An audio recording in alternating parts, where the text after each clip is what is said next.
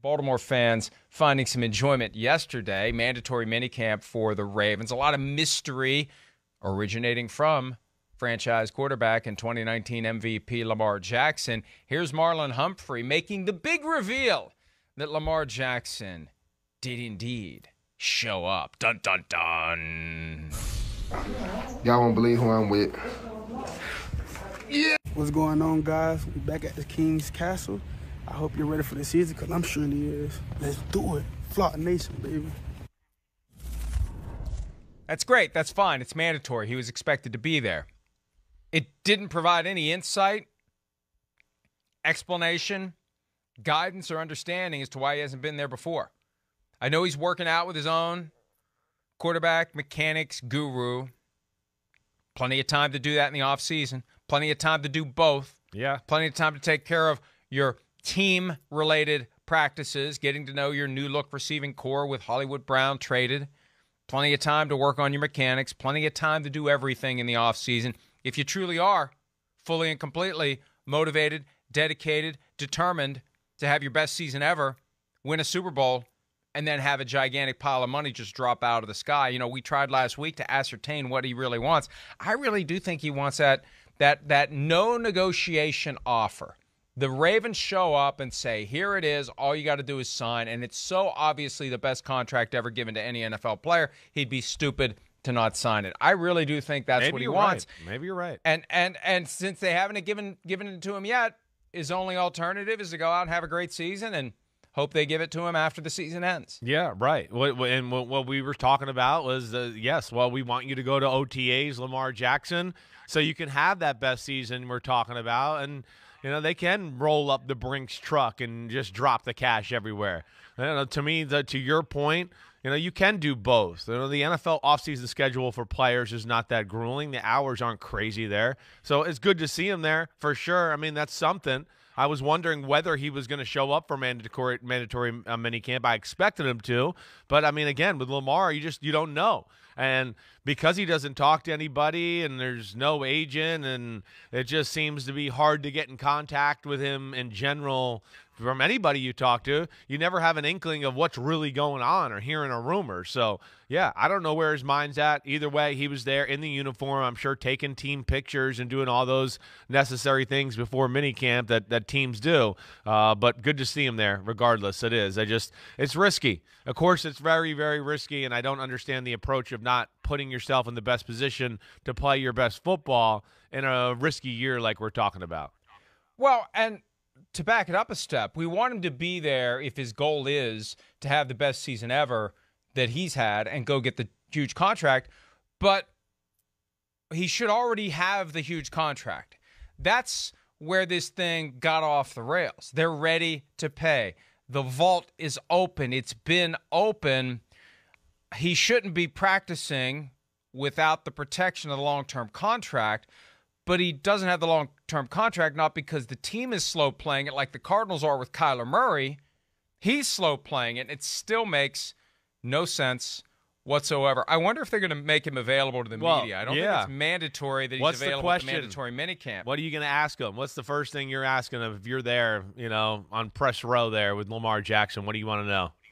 The team seems to be mystified by your failure to engage the organization in contract negotiations. Why have you not? Right. Why have you not talked to the Ravens about a new contract when they seem to be ready to give you one? Yeah. That should give you just. What do you think he'll say? Yeah. What do you think he'll say?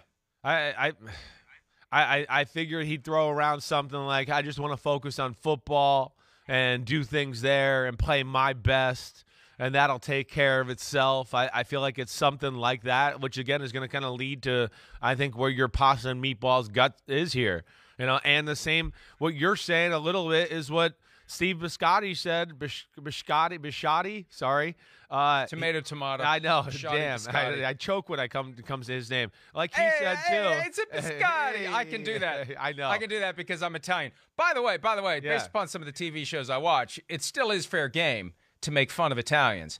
I don't know why, but it funny. still is. Well, good. Hey, Biscotti. I know, Right, I know. Well, I guess it is. Well, you guys are good sports, and you don't take it too personal, and you make fun of each other. No, so we just I think shoot that's you. what's good. Yeah, exactly. Right. Get my Tommy gun out. You're right. But I mean, yeah. To what the owner said, though, Mike, and to your point, he kind of said the same thing when he was at the owners' meeting. He got the feeling that this guy just wants to, play so great, win a Super Bowl, so he could just say he deserves it, and then they just give him a contract that there's no discussion with, and he can just sign the dotted line. I mean, it's starting to feel that way. It is. So, but yeah, I think he would give a lot of, hyperbole and kind of BS there to a degree in his answer.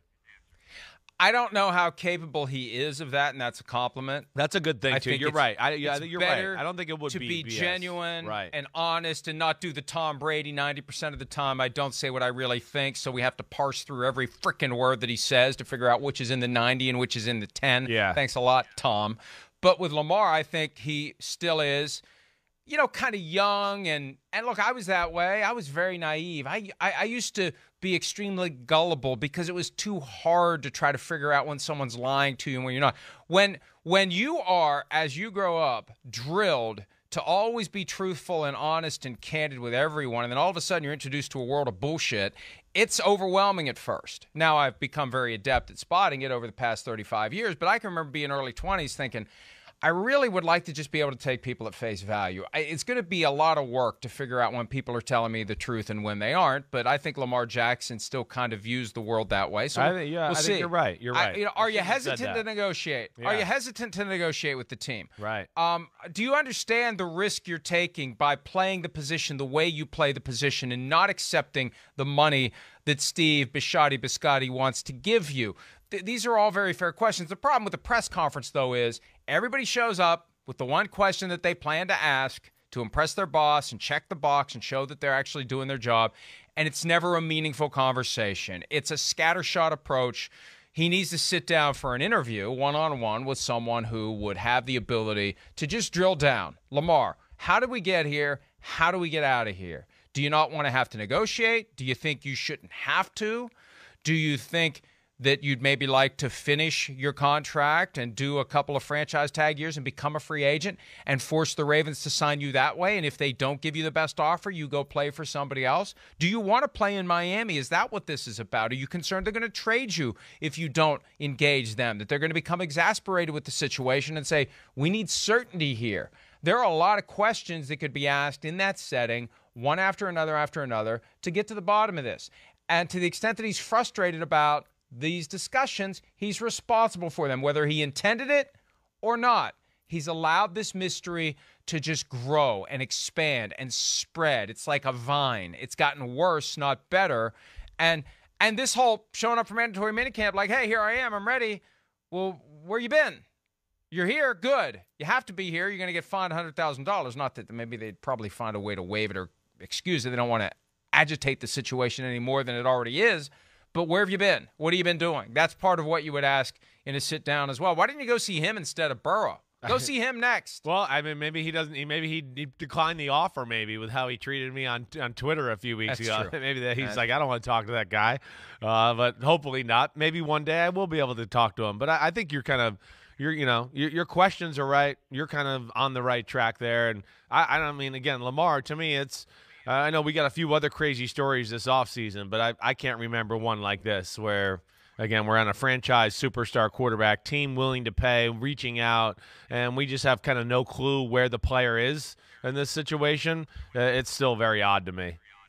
I don't use the term unprecedented lightly. This is definitely without precedent. This is, especially in today's NFL, where the idea is get yourself to the point where they are ready to pay you a market value contract and take it as soon as you can because everything is potentially temporary. It's not guaranteed to be temporary. And I know Dak Prescott still got $160 million over 4 years, or $140 million, over 4 years. That would have been a hell of a deal. No, it is 160. My math sucks. 160, 40 times 4 equals 160. He got 160 after breaking his ankle.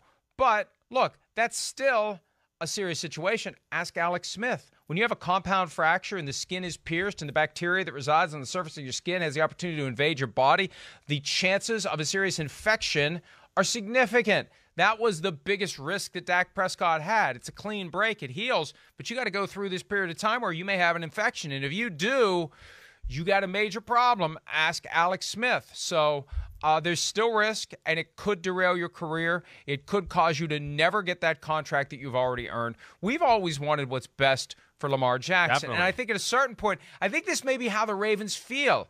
You're trying to do right by the guy, and he won't engage. And at a certain point, you're going to get pissed off, and you are going to start looking around. And you got to ask yourself, if we get through this season and he still won't engage us, tag, trade. Tag, trade. Miami, wherever, we're moving on to another quarterback. We can't do this anymore. Well, it's definitely got to be frustrating. It is. But to me, they're too far down, the Lamar Jackson wormhole right now to be able to, abandon ship just immediately. I mean, sure, Tyler Huntley's very good. He can play, certainly. But they've made a team based on Lamar Jackson's talents and playing that style of football, which is different than just about everybody else in the game. So that's where Lamar does have a lot of power here in as far as this situation is concerned, let alone, of course, we know he's a really awesome football player. I know, but it's yes, piss the team off. I mean, again, team can't really figure out the future a little bit. I think that's probably the most frustrating thing for them, just balancing the checkbook, where are they going to go, future contracts, all of that. Guys in the locker room, they got to be like, wait, what the hell? To a degree, as a player, everybody's going to be sitting there going, man, I wish I could, get a contract like the Ravens want to give Lamar Jackson, but he doesn't want it. I mean, it's just so weird. It's such a weird dynamic. It really is. And, I know he's a leader of that football team and they love him, but I just think this is going to hover over them throughout training camp, and it's still going to be talked about, during the season. And, of course, I have a hard time thinking it won't be on his brain to a degree, if we get to the middle part of the year and it's tough football and, he's taking shots and doing that, the Brandon Marshall element that I brought up so many times, to where can you really go pedal to the metal? Down a playoff stretch, AFC North football, when oh, man, if I don't get hurt, I got a $250 million payday coming here.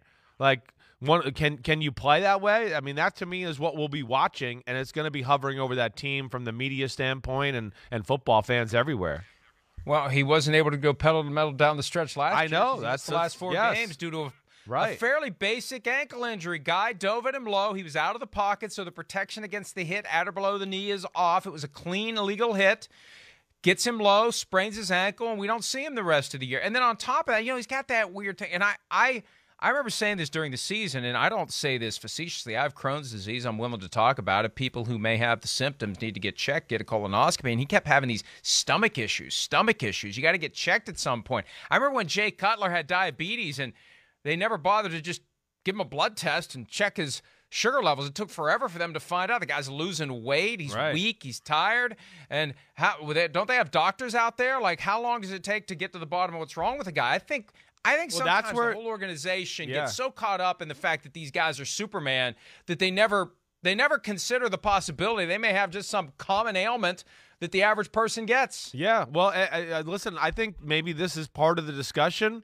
Again, I know that down there that his health and things like that are a part of the conversation, or at least a concern. They love Lamar Jackson. He's a stand-up guy. They know he's a good guy. He's not doing anything wrong, anything like that. But I think there is a worry from what I've been told down there, by people of just maybe him not, taking care of himself quite the way he should.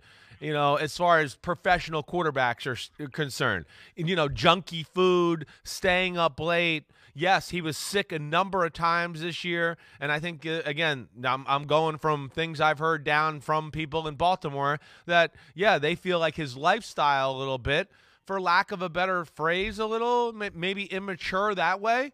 And I don't know. Again, I think we're seeing a little bit of an immature negotiation and approach to this offseason. I'm not trying to be disrespectful. I'm just giving my honest take there, Lamar Jackson. Again, want the best for you, do. But I think those are the facts and some of the things that are on the table there. And, yeah, that is something I know that the Ravens are a little concerned with down there. Lamar, if you will sit with me for an interview, I will bring a gently used, hasn't been in the bathroom copy of the TB12 book, signed. Now, it's not inscribed to Lamar. It's inscribed to Mike. We can scratch it out and put Lamar in. Damn, Mike, he signed one to you? Jeez. Oh, yeah. What was he thinking? Signed? Well, that was years ago. Oh, okay. Yeah. That was before I took a turn or he took a turn. But either way, we are farther apart now than we were when he sent me unsolicited, out of the blue, big box. I mean, it's a big, nice book. And the only, you know what?